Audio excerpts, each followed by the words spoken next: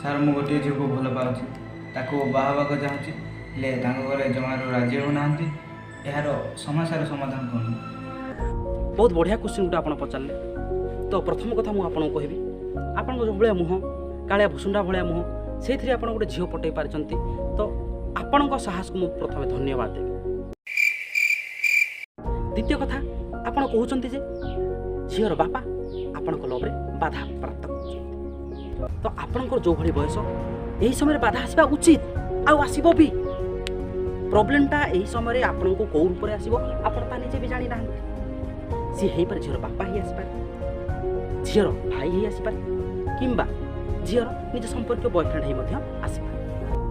କିନ୍ତୁ ଏହି ସମୟରେ ଆପଣ ଆପଣଙ୍କ ମନୋବଳ, ଏକାଗ୍ରତା ଏବଂ ଆତ୍ମବିଶ୍ୱାସ ହରାଇବେ ନାହିଁ। ତ ଗୋଟିଏ କାମ କରିବେ, ଆପଣଙ୍କର ପ୍ରୋବ୍ଲେମ୍ ପାଇଁ କେବଳ ଗୋଟେ ସଲ୍ୟୁସନ୍ ଅଛି, ନା ତାହା ହେଲା ନା ଯାଆନ୍ତୁ ଝିଅର ଘରକୁ ଯାଆନ୍ତୁ ଆଉ ଝିଅକୁ ଘରୁ ଉଠେଇ ଆଣନ୍ତୁ।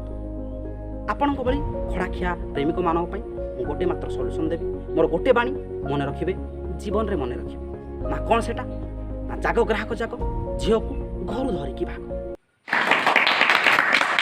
ଏଥିସହିତ ଆପଣମାନଙ୍କୁ ଗୋଟେ ମିନିଟ୍ ଦିଅନ୍ତୁ। ହଁ, ହ୍ୟାଲୋ, କିଏ? ମୋ ମାଇପ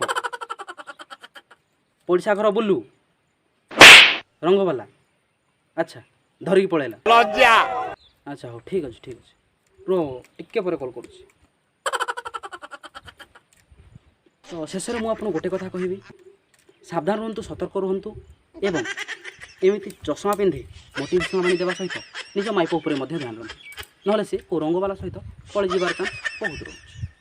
A few moments later. ବୁଲୁ, ଶଳା ମୋ ମାଇକ୍ ପଳେଇଛି, ଶଳା ରଙ୍ଗବାଲା, ଶଳା ବୁଲୁ।